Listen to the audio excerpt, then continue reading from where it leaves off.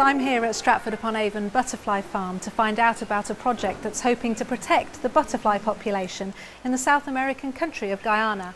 Warwick HRI's Dr. Doreen Winstanley explains how the university got involved with this venture that's 4,500 miles away. Guyana is in the northeast of South America and it's bounded by Suriname, Venezuela and South Brazil. It's a country that is principally rainforest with savanna and savanna rainforest margins.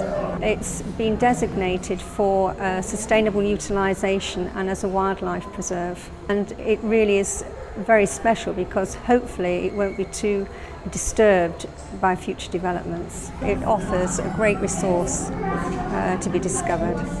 So how did Warwick HRI come to be involved in this project? This project was really inspired by the Kipepeo project in Malindi in Kenya, where they sustainably produce butterflies for export from the forest area. When we went there, we realised this would be an ideal scenario to take into South America. Really, a comprehensive butterfly survey in the rainforest and savanna region we're interested in has never really been undertaken. Just small snips of information are available. We're trying to do a more comprehensive, complete annual survey of butterfly diversity in the rainforest and savanna rainforest intersection and also the savanna in the area of our interest. At the moment, the project is constructing a butterfly house to farm butterflies and act as a visitor centre as part of an ecotourism trail. The team is also providing educational guidance to 16 local communities, home to 5,000 people, so they can farm butterfly pupae and generate their own income. The University and Darwin Initiative are funding 2 MSc students from Guyana to work on the project at Warwick HRI, looking at sustaining biodiversity. And how important is the funding you've received and also working with lots of partners? The funding from the Darwin Initiative is vital to do this kind of project. It funds 2 people in the UK from Warwick University, a team of 6 in the rainforest, and Dr. Raquel Thomas and Dane Gobin, who head up Arakwama Research Centre in Georgetown. The other members are the Arakwama International Research Centre, who are our partners, and without them we couldn't administer this project. Of course, one of our main partners is the NRDDB, which is the North Rupununi District Development Board that represents 16 indigenous communities in the rainforest, and they're the people that will ultimately benefit from the project. Also taking part in the research is butterfly expert Neil Naish. So Neil, it must take a lot of patience and expertise to farm these butterflies. Yes, so it takes quite a long time to build up the right environment so that you can actually look after the butterflies from through all the different stages of their life cycle.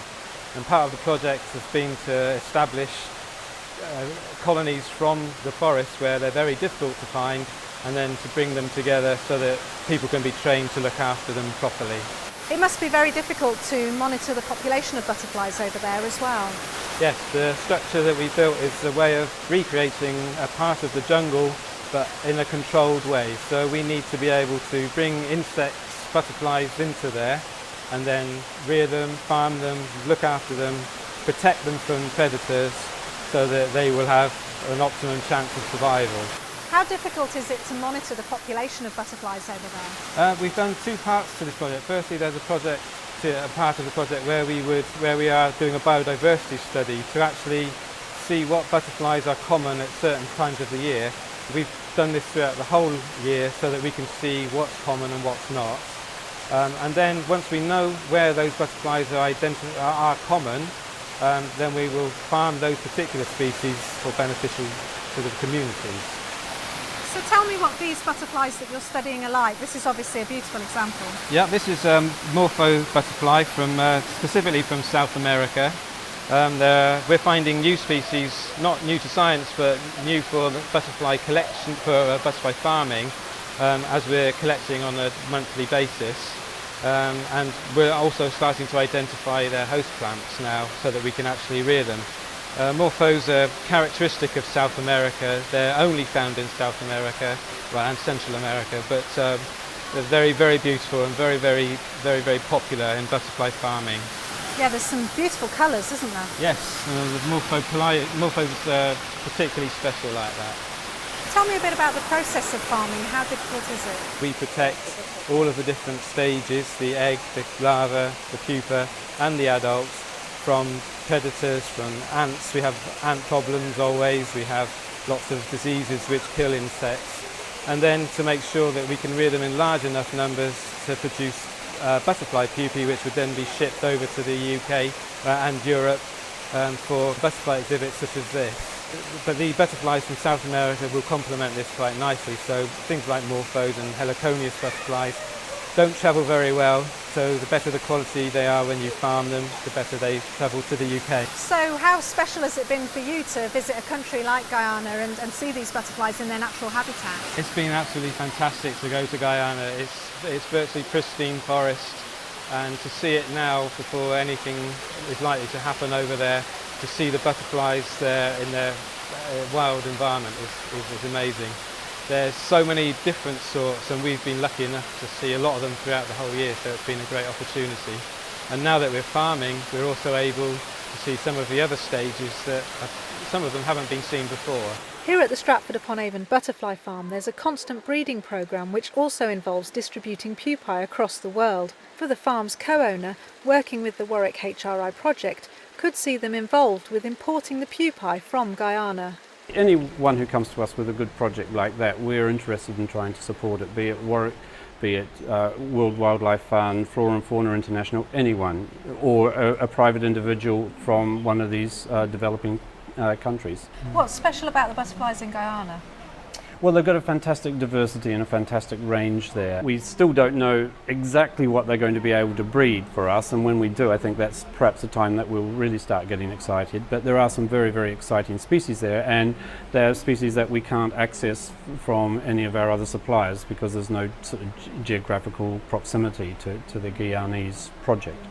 And is it important for you that you're sustaining communities and the rainforest and the butterfly itself?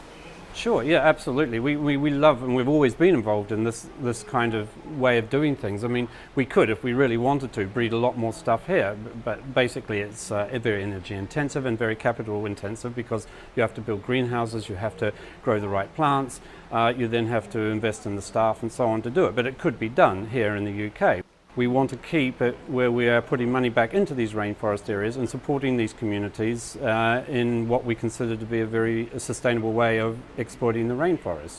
We hope that by creating a large butterfly house, which is going to act as a production centre, an export point, as well as a training centre, that will be the nucleus of a sustainable butterfly industry. We are obviously going to spin out, if you like. We're going to disseminate the training to as many communities that are interested.